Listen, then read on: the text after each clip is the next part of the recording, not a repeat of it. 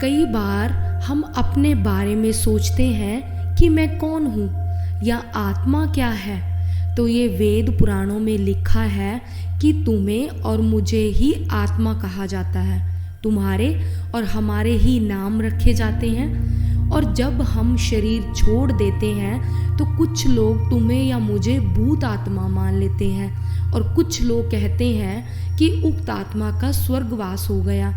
मैं हूँ यह बोध ही हमें आत्मवान बनाता है। ना तो ये शरीर तुम्हारा है और ना ही तुम इस शरीर के हो। यह तो सिर्फ 5 तत्वों से बना है, अग्नि, जल, वायु, पृथ्वी और आकाश। एक दिन यह शरीर इन्हीं 5 तत्वों में विलीन हो जाएगा। वेद पुराण और गीता अनुसार आत्मा अजर अमर है। आत्मा एक शरीर धारण करती है और जन्म मृत्यु के बीच एक नए जीवन का आनंद लेती है और दोबारा शरीर के बूढ़ा होने पर शरीर छोड़कर चली जाती है। आत्मा का यह जीवन चक्र तब तक चलता रहता है जब तक कि वह मुक्त नहीं हो जाती या उसे मोक्ष नहीं मिलता। धरती पर रहने वाला हर व्यक्ति, पशु, पक्षी, जीव जंतु आदि सभी आत्मा है। खुद को यह समझना कि मैं शरीर नहीं आत्मा हूँ, यह आत्मज्ञान के मार्ग पर रखा गया पहला कदम है। फिर हम सोचते हैं कि शरीर छोड़ने के बाद आत्मा क्या करती है।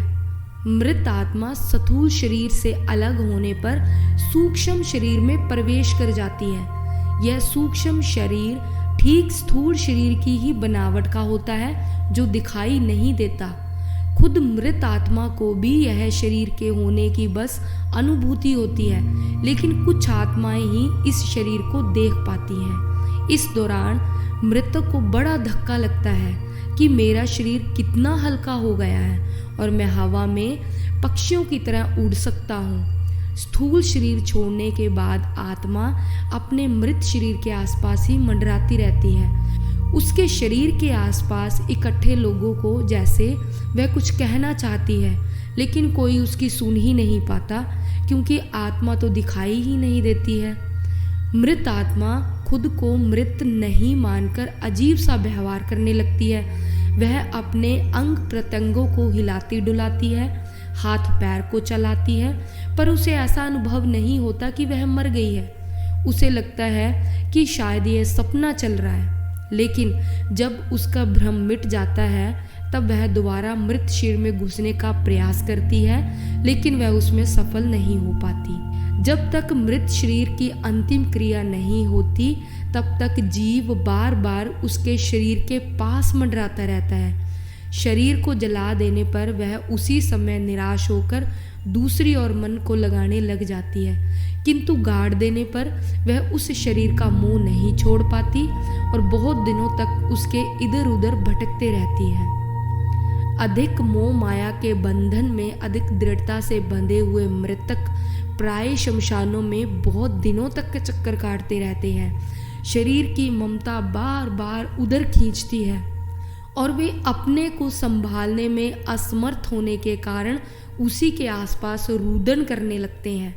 कई ऐसे होते हैं जो शरीर की बजाय प्रियजनों से अधिक मोह करते हैं। वे मरघाटों के स्थान पर प्रिय व्यक्तियों के निकट रहने का प्रयत्न करते हैं। इस मामले में उनकी धारणा कार्य करती है कि वह किस तरह की धारणा और विश्वास लेकर मरे हैं। मरने या शरीर छोड़ने के बाद कहाँ जाती है आत्मा? पुराणों के अनुसार जब भी कोई मनुष्य मरता है या आत्मा शरीर को त्याग कर यात्रा शुरू करती है तो इस दौरान उसे 3 प्रकार के मार्ग मिलते हैं। उस आत्मा को किस मार्ग पर चलाया जाएगा यह केवल उसके कर्मों पर निर्भर करता है। ये 3 मार्ग हैं: अर्ची मार्ग, धूम मार्ग और उत्पत्ति विनाश मार्ग। अर्ची मार्ग ब्रह्मलोक और देवलोक की यात्रा के लिए होता है, वही धूम मार्ग पितृलोक की यात्रा पर ले जाता है और उत्पत्ति विनाश मार्ग नरक की यात्रा के लिए है।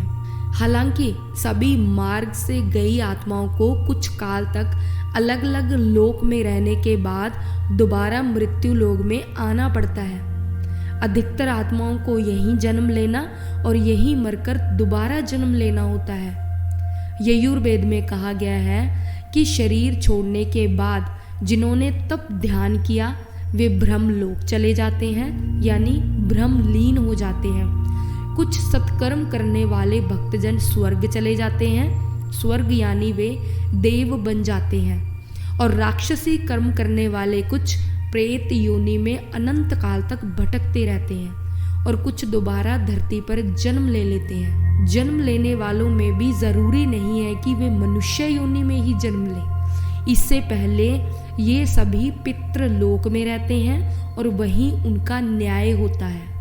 सामान्य जनों ने देह त्यागी है तो इस मामले में उनकी धारणा कार्य करती है कि वे किस तरह की धारणा और विश्वास लेकर मरे हैं, तब वे उसी अनुसार गति करते हैं। जैसे बचपन से यह धारणा मजबूत है कि मरने के बाद कोई यमदूत लेने आएंगे और उसे सच में ही यमदूत नजर आते हैं।